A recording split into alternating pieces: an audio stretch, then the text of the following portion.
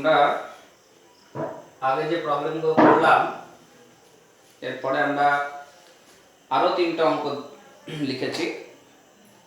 এই অঙ্কগুলো সবগুলোই হচ্ছে মিথানুপাত সূত্র সম্মত। তোমরা মিথানুপাত সূত্র পড়েছো, জানো যে মিথানুপাত সূত্রে কি বলা হয়। এখানে অ্যাটলিস্ট 3টে এলিমেন্ট থাকবে, তা যে কোনো দুটো এলিমেন্ট এর সঙ্গে একটা নির্দিষ্ট এলিমেন্ট প্রথমে বিক্রিয়া করে এবং দেখা যায় যে নির্দিষ্ট মৌলটার সঙ্গে অন্য মৌল দুটো যে ওজনের অনুপাতে বিক্রিয়া করছে, পরবর্তীতে যদি ওই মৌল দুটো নিজেদের সঙ্গে বিক্রিয়া করতে সমর্থ হয় তখন দেখা যায় যে নতুন যে অনুপাত সেই অনুপাতটা পূর্বের অনুপাতের সঙ্গে সমান হয়। যাই হোক, এখানে আমরা 4, 5, 6 3টা অঙ্ক লিখেছি। তোমরা কি করবে, অঙ্কগুলো আবার লিখে নিও প্রথমে, তারপরে আমরা এগুলো সলভ করব।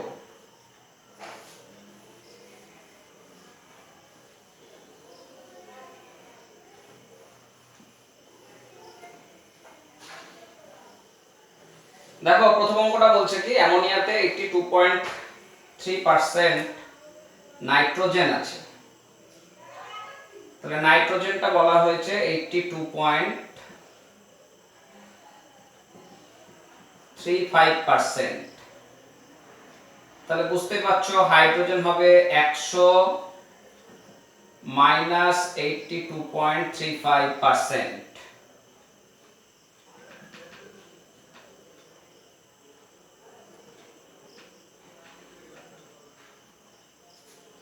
তাহলে 17.65%।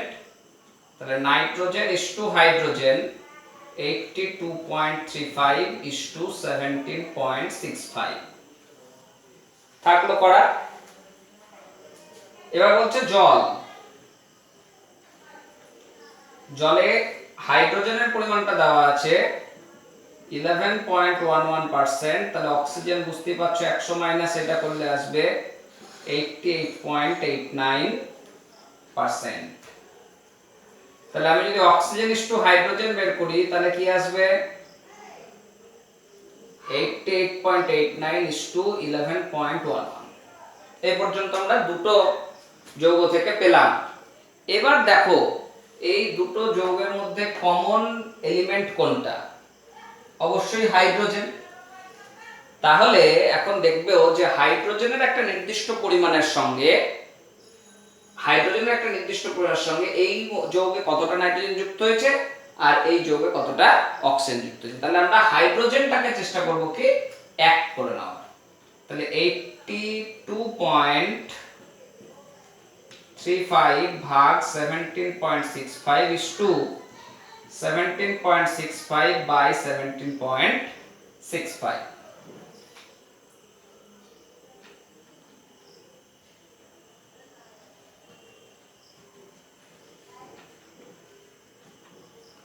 তাহলে আসছে দেখো 4.66 ইস টু 1।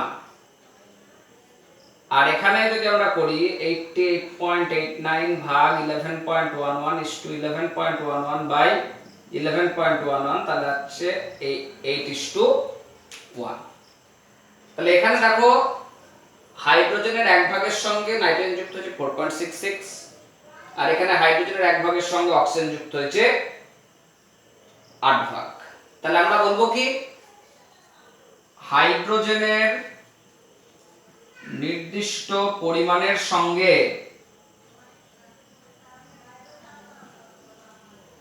যুক্ত নাইট্রোজেন ও অক্সিজেনের অনুপাত 4.66 ইস টু 8। 4.66 is to 8। এটাকে আমরা একটু সিম্পলিফাই করে নিই। তাহলে 1 ইস টু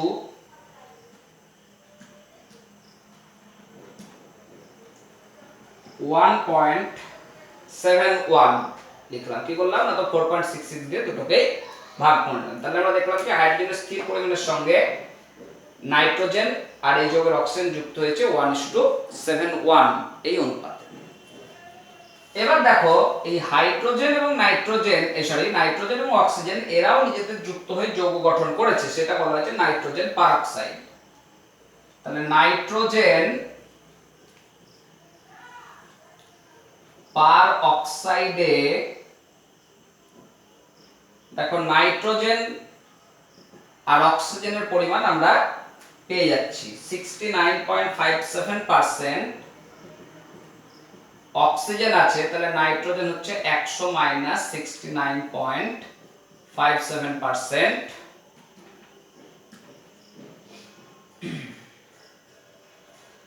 তাহলে আসছে 30.43%। therefore nitrogen is to oxygen সেটা আসছে 30.43 is to 69.57। তাহলে আমরা এটাকে নাইট্রোজেনটাকে এক বের করার চেষ্টা করি। তাহলে 1 is to 69.57 divide 30.43,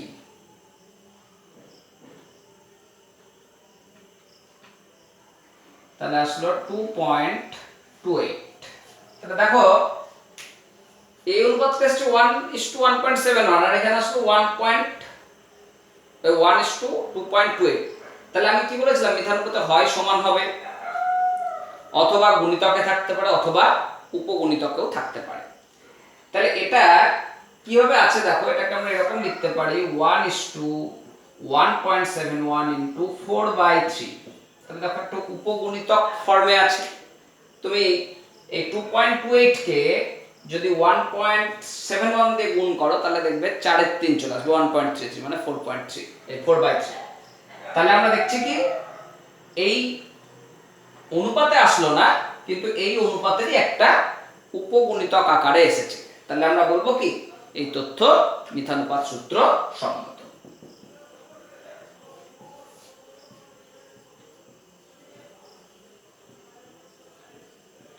এইখানটা একটু ছাত্রদের অসুবিধা হয় যে গুণিতক উপগুণিতক কি।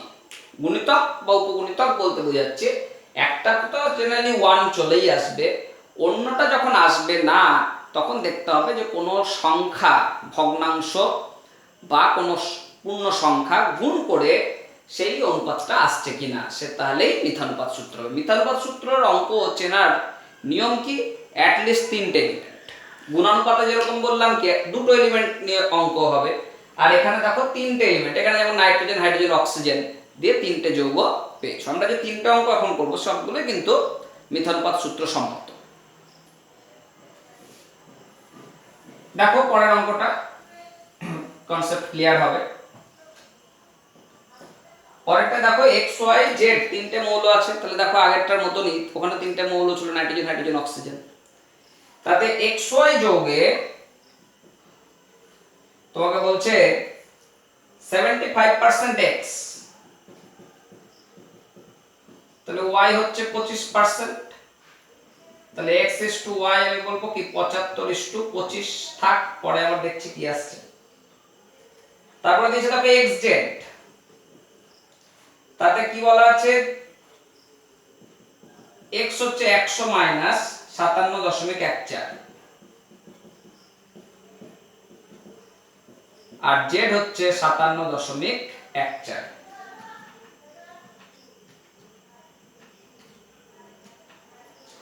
তাহলে এটা হচ্ছে 42.86। তাহলে x is to z 42.86 is to 57.14। তাহলে বলো দেখি এই দুটো যৌগের মধ্যে কমন এলিমেন্ট কোনটা? কমন এলিমেন্ট হচ্ছে x। তাহলে x যেহেতু কমন এলিমেন্ট, তাহলে আমি সবসময় হিসাব করব কি x এর 1/এর সঙ্গে এখানে y কত ভাগ যুক্ত হয়েছে, এখানে z কত ভাগ যুক্ত হয়েছে। তাহলে এটাকে যদি 1 রাখতে চাই তাহলে আমি কি করব 75/75 is to 25/75। তাহলে 1:0.33। এটা 42.86 by 42.86 is to 57.14 by 42.86। তাহলে 1 is to কত আসছে দেখে নাও 57.14 divide 42.86 1.33। তাহলে এখানে x এর 1 ভাগের সঙ্গে 0.33 আর এখানে x এর 1 ভাগের সঙ্গে 1.33 যুক্ত হলো। তাহলে অতএব বলতে পারি কি x এর নির্দিষ্ট পরিমাণের সঙ্গে y ও z এর যুক্ত হওয়ার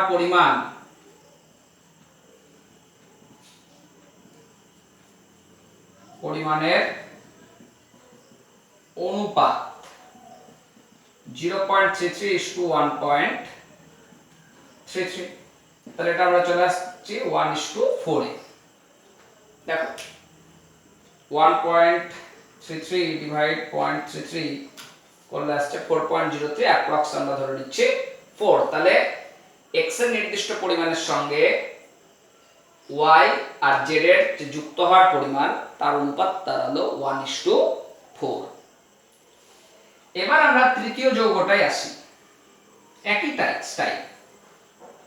তৃতীয় যৌগ সেটা হচ্ছে yz, যেখানে y টা বলে দেওয়া হয়েছে 11.11%, তাহলে z হচ্ছে 100 মাইনাস 11.11%, তার মানে বলবো কত 88.89%। তাহলে y/z সেটা কত আসবে 11.11:88.89, তাহলে 1:8।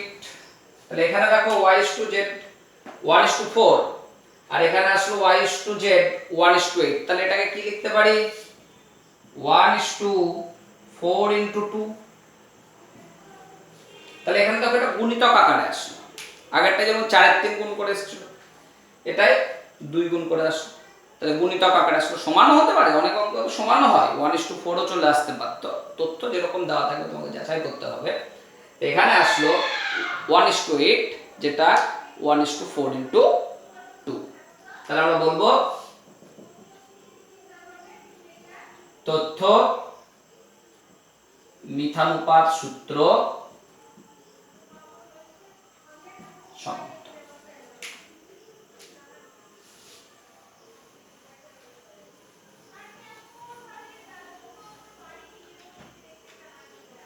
অঙ্কগুলো তোমরা ভিডিও পজ করে করে নেবে। পরেরটা দেখো একই রকম অঙ্ক, চ্যাপ্টার মতনই। বলছে অ্যামোনিয়াতে 17.65% হাইড্রোজেন,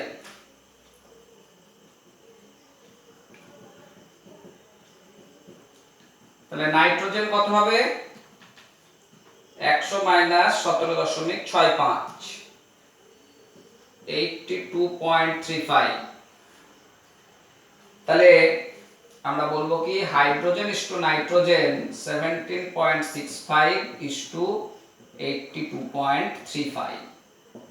পরের যে যৌগটা দেখো সেটা দেওয়া আছে জল। তাহলে জলের আর অ্যামোনিয়ার কমন এলিমেন্ট কি হাইড্রোজেন, তার জন্য আমি হাইড্রোজেনেরটাকে 1 ভাগের সাপেক্ষে হিসাব করে নিই।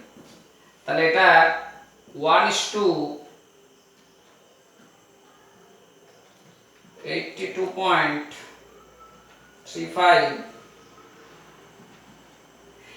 ভাগ 17.65,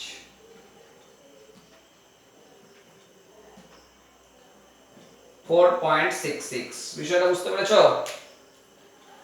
এটাকে 17.65 দিয়ে উভয় পক্ষে ভাগ করে নিলাম, দিয়ে এটা আসলো। যেহেতু এখানে হাইড্রোজেনটাকে আমরা কমন এলিমেন্ট দেখতে পাচ্ছি জলের ক্ষেত্রে আর অ্যামোনিয়ার ক্ষেত্রে।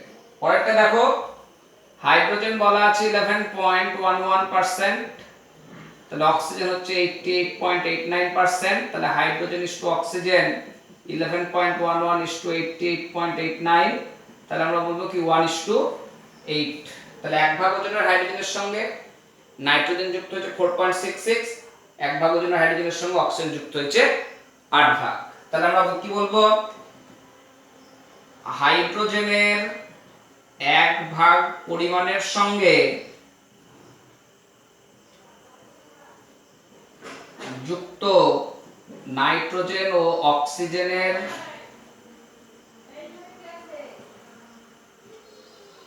অনুপাত 4.66:8। এটা ছোট করে নিতে পারো, উভয় পক্ষকে 4.66 দিয়ে ভাগ করে নিয়ে, তাহলে 1:8 ডিভাইড 4.66 1.71।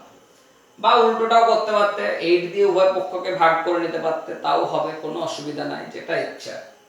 তাহলে হাইড্রোজেনের এক ভাগের সঙ্গে নাইট্রোজেন আর অক্সিজেনের যুক্ত হওয়ার পরিমাণ, তার অনুপাত পেলাম 1:1.7। এবার দেখো, সাধারণ মৌল ছিল হাইড্রোজেন, তাহলে বাকি দুটো মৌল ছিল নাইট্রোজেন আর অক্সিজেন। তারা এবার পরস্পর যুক্ত হয়ে নাইট্রাস অক্সাইড তৈরি করেছে। তাহলে তৃতীয় যৌগে অক্সিজেনটা বলে দিয়েছে 36.36%, তাহলে নাইট্রোজেনটা কত হবে 100 - 36.36%,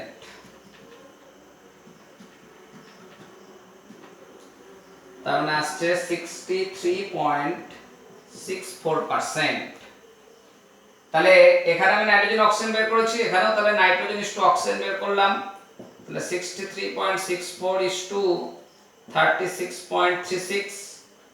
এখানে নাইট্রোজেনটাকে এক ভাগ করেছি, তাহলে এখানেও নাইট্রোজেনটাকে এক ভাগ করি, তাহলে 63.64 ভাগ 63.64 36.36 বাই 63.64। বিষয়টা বুঝলে কিনা দেখো, এখানে যেহেতু নাইট্রোজেনটাকে এক ভাগ করেছি, এক অনুপাতের সাপেক্ষে অক্সিজেন কতটা যুক্ত হয়েছে বের করেছি, তার জন্য এখানেও নাইট্রোজেনটাকে এক অনুপাতের সাপেক্ষেই করছি, যেটাকে এক ধরা হয় তার সাপেক্ষে আমরা করে নিই। এই অনুপাতটা পায়ের গুণিতক উপগুণিতকে আসছে কিনা দেখি, চেক করে। তাহলে 1:36.36 ভাগ 63.64, তাহলে আসলো 1:0.571। তাহলে এবার এইটার মধ্যে মিল কি আছে দেখো, কিভাবে পাওয়া যায়। তুমি 1.71 কে 0.57 দিয়ে ভাগ করে নাও, তাহলে 1.71 কে যদি আমরা এটা দিয়ে ভাগ করি, তাহলে দেখো অ্যাপ্রক্স কি আসছে 2.99, বা অ্যাপ্রক্স বলতে পারি কি 3। তার মানে এটাকে আমরা লিখতে পারি 1:1.71 ইনটু 1/3। তাহলে এই অনুপাত রাখলাম, কিন্তু 1.71 এর সাপেক্ষে লিখেছি। তাহলে এটাও দেখো এরই একটা উপগণিতক 1/3 এর সাপেক্ষে আসছে। তাহলে আমরা বলবো কি এই তথ্য মিথানুপাত সূত্র সম্মত। অতএব তথ্য মিথানুপাত সূত্র সম্মত। বোঝা গেল? প্রত্যেকটা অঙ্কই এভাবেই করতে হবে, কোথাও গুণিতক আকারে আসবে, কোথাও উপগুণিতক আকারে আসবে, কোথাও সরাসরি সমান আসতে পারে, কিন্তু তোমাদেরকে তথ্য অ্যানালিসিস করতে হবে। এই গুণানুপাত আর মিথানুপাত খুব গুরুত্বপূর্ণ। এখানে গুণানুপাতের অঙ্ক থাকলে দেখবে দুটো এলিমেন্ট নিয়ে অঙ্ক থাকবে, আর মিথানুপাত যদি থাকে তাহলে তিনটে এলিমেন্ট নিয়ে তোমার এখানে অঙ্ক থাকবে।